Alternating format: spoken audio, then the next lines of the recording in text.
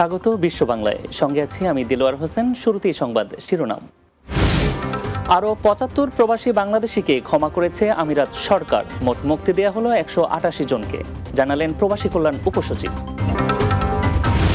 হজযাত্রী নিবন্ধনের সময় বাড়ল ১৫ দিন, শেষ সুযোগ ১৫ ডিসেম্বর পর্যন্ত।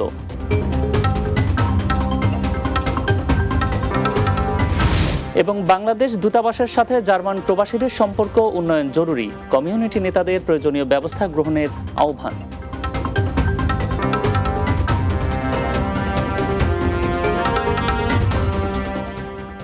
শুনছিলেন শিরোনাম, এবারে বিস্তারিত।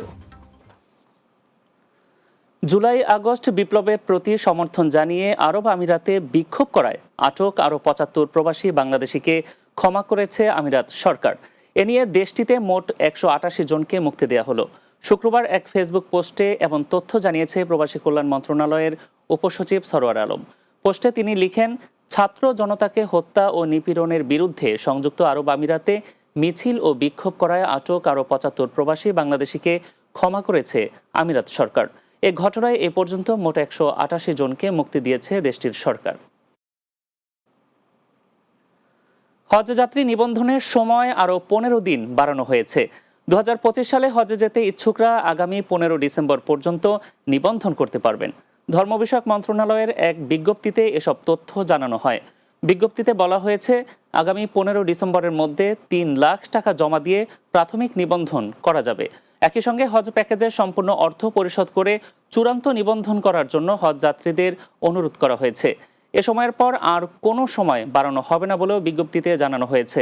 এর আগে গত ১ সেপ্টেম্বর থেকে শুরু হয় হজের প্রাথমিক নিবন্ধন। সর্বশেষ বৃহস্পতিবার পর্যন্ত সরকারি ও বেসরকারি ব্যবস্থাপনা মিলিয়ে ৪০,০০০-এর মতো হজযাত্রী প্রাথমিক নিবন্ধন করেছেন। ৩০ নভেম্বর শেষ হওয়ার কথা ছিল। জার্মানির বাংলাদেশ দূতাবাসের সাথে স্থানীয় প্রবাসীদের সম্পর্ক উন্নয়নের জন্য প্রয়োজনীয় ব্যবস্থা গ্রহণের আহ্বান জানিয়েছেন দেশটিতে বসবাসরত বাংলাদেশিরা। তারা বলছেন, বিগত সরকারের সময় প্রবাসীদের প্রতি সহানুভূতিশীল ছিলেন না দূতাবাসের কর্মকর্তারা, ফলে দূরত্ব বেড়েছে নিজেদের মধ্যে। জার্মানি থেকে SM লুৎফরের উপস্থাপনায় প্রবাসী বাংলার মুখ টকশোতে উঠে আসে এসব তথ্য। আরও জানাচ্ছেন সর্দার রাজীব। প্রবাসীদের জীবনমান উন্নয়ন সহ আদর্শ বাংলাদেশ প্রতিষ্ঠার লক্ষ্যে কাজ করে যাচ্ছে গণ আন্দোলনের মাধ্যমে ক্ষমতায় আসা অন্তর্বর্তী সরকার।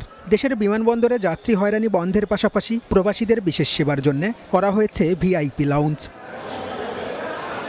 প্রবাসী বান্ধব বর্তমান সরকারের নেয়া এসব সিদ্ধান্তে স্বস্তি ফিরেছে জার্মান প্রবাসী বাংলাদেশিদের মাঝেও। তবে দেশটির বাংলাদেশ দূতাবাসের সাথে প্রবাসীদের সম্পর্কের অবনতিতে ক্ষুব্ধ এই রেমিটেন্স যোদ্ধারা।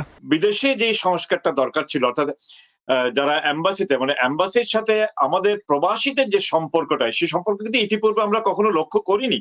এটা নিয়ে আমরা দীর্ঘদিন থেকে আন্দোলন করছি, দীর্ঘদিন থেকে অনেক কথা বলেছি যে আমাদের এখানে যারা আসে, যারা এম্বাসিডার হয়ে আসে বা যারা এখানে কর্মচারী হিসেবে আসে, তাদের সাথে আমাদের একটা ব্যাপক দূরত্ব বহু আগে থেকে তৈরি হয়ে আছে। তারা মনে করে যে তারা এসছে তাদের কাজ নিয়ে, এবং তারা আমাদেরকে উপেক্ষা করার যে মানসিকতা, এটা আমাদের দেশের যারা ইতিপূর্বে আমলাতান্ত্রিকতার সমাজে ছিল তাদের মধ্যে প্রস্ফুটিত। দেশের সংবিধান সহ বেশ কিছু খাতের সংস্কারের সিদ্ধান্তকে স্বাগত জানিয়েছেন প্রবাসীরা। তবে সাংবিধানিক অধিকার সম্পর্কে নাগরিকদের অবগত করতে সার্বজনীন উদ্যোগ গ্রহণের আহ্বান এই বিশেষজ্ঞের। আমরা কিভাবে রাষ্ট্র চালাবো, এটা আগে প্রাথমিকভাবে একটা কাঠামোগত পরিবর্তন তৈরি করতে হবে, সেই অনুযায়ী রাষ্ট্র চলবে। কিন্তু সবার আগে যে জিনিসটা করা দরকার, আপনি নিশ্চিত থাকতে পারেন বাংলাদেশের ৯৯% লোক জানে না সংবিধান কি এবং সংবিধানে কি কি লেখা আছে। এই জিনিসটাকে আগে পরিবর্তন করা দরকার। অর্থাৎ সংবিধান আপামর জনগণ সবার কাছে উন্মুক্ত হতে হবে এবং সবাইকে সেই শিক্ষাটা অর্জন করতে হবে, জানতে হবে। সবার ঘরে ঘরে সংবিধানকে পোস্ট করে পাঠাতে হবে, তুমি দেখো সংবিধানে কি লেখা আছে। অভিবাসন বা উচ্চশিক্ষার জন্য জার্মানিতে বসবাস করছেন প্রায় ১.৫ লক্ষ বাংলাদেশি। যারা এখানে আমরা দীর্ঘ বছর আছি, তাদের কিছু মানুষকে, যোগ্যতম মানুষকে যদি প্রশাসনে এখানে যুক্ত করা হয়। Sardar Rajib, Bangla TV news desk. চলতি সপ্তাহে টানা ভারী বৃষ্টির কারণে মালয়েশিয়ার ৬টি রাজ্যে বন্যায় প্রবাসী বাংলাদেশিরা ছাড়াও ৩৭,০০০-এরও বেশি মানুষ ক্ষতিগ্রস্ত হয়েছেন। বিষয়টি নিশ্চিত করেছেন দেশটির প্রধানমন্ত্রী আনোয়ার ইব্রাহিম। সংসদে আনোয়ার জানান, কিলান্তান, তেরেঙ্গানু, কেদা, পারলিস, জোহর এবং পেরাক রাজ্যে ক্ষতিগ্রস্তদের জন্য ৩২২টি অস্থায়ী আশ্রয় কেন্দ্র চালু করা হয়েছে। স্থানীয় প্রবাসীরা জানান, বন্যায় সব থেকে বেশি বিপাকে পড়েছেন বিভিন্ন দেশের প্রবাসীরা। খাবারসহ বিভিন্ন সংকটে রয়েছেন তারা। এদিকে দেশটির রাষ্ট্রীয় সংবাদ সংস্থা বার্নামা জানিয়েছে, উত্তর পূর্বাঞ্চলীয় রাজ্য কিলান্তান, যা থাইল্যান্ড সীমান্তবর্তী, বন্যায় সবচেয়ে বেশি ক্ষতিগ্রস্ত হয়েছে। কিলান্তানে ৯,২২৩টি পরিবারের ৩০,৫৮২ জন মানুষ এই দুর্যোগে আক্রান্ত হয়েছেন।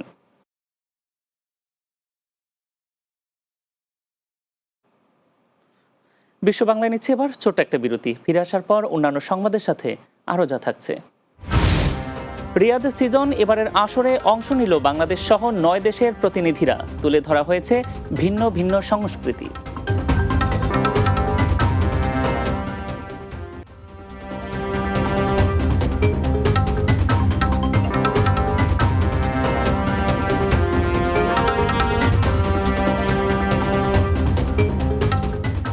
বিরতির পর আরও একবার স্বাগত বিশ্ব বাংলায়।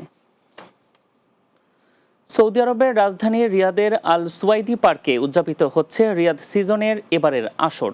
এতে বাংলাদেশ, ইন্ডিয়া, পাকিস্তান, মিশর ও নেপাল সহ ৯টি দেশের প্রতিনিধিরা তাদের নিজ নিজ সংস্কৃতি তুলে ধরছেন। ভিশন 2030 বাস্তবায়নের লক্ষ্যে সৌদি সরকারের নানা উদ্যোগের মধ্যে অন্যতম এই বার্ষিক বিনোদন অনুষ্ঠান।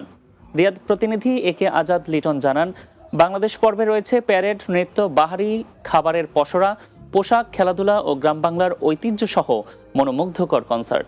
দেশটির মিনিস্ট্রি অফ মিডিয়ার আমন্ত্রণে এবারের পর্বে গান পরিবেশন করছেন বাংলাদেশের জনপ্রিয় ব্যান্ড তারকা নগর বাউল জেমস, হাবিব ওয়াহিদ ও পড়শি। জনপ্রিয় এসব শিল্পীদের এক নজর দেখতে ভিড় জমান স্থানীয় প্রবাসী বাংলাদেশিরা। বিনামূল্যে কনসার্টটি উপভোগ করতে পেরে খুশি তারা।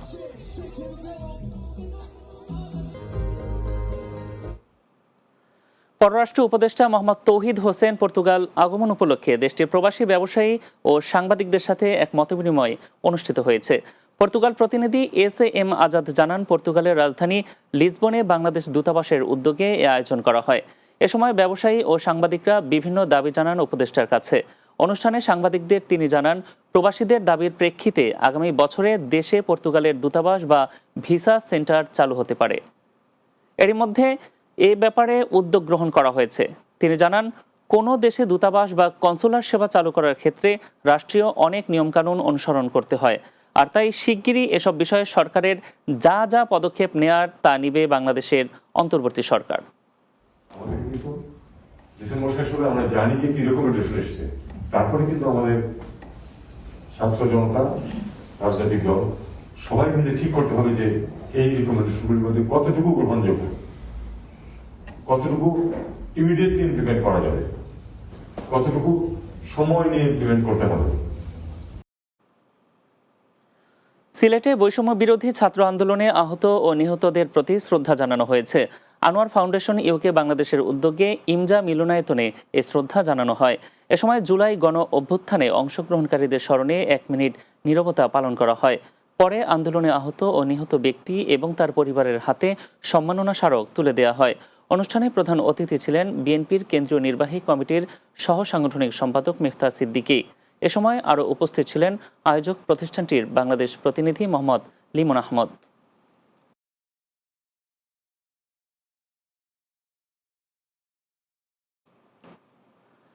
শেষ করব বিশ্ব বাংলা, তার আগে সংবাদ শিরোনামগুলো জানিয়ে দিচ্ছি আরও একবার। আরও ৭৫ প্রবাসী বাংলাদেশিকে ক্ষমা করেছে আমিরাত সরকার। মোট মুক্তি দেওয়া হলো ১৮৮ জনকে, জানালেন প্রবাসী কল্যাণ উপসচিব। হজযাত্রী নিবন্ধনের সময় বাড়ল ১৫ দিন, শেষ সুযোগ ১৫ ডিসেম্বর পর্যন্ত।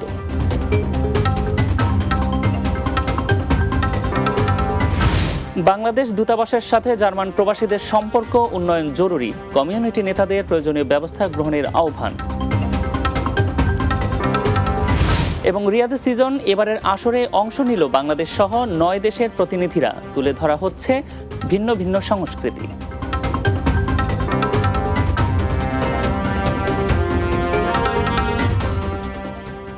এই ছিল বিশ্ব বাংলায়। এতক্ষণ সঙ্গে থাকার জন্য ধন্যবাদ সবাইকে।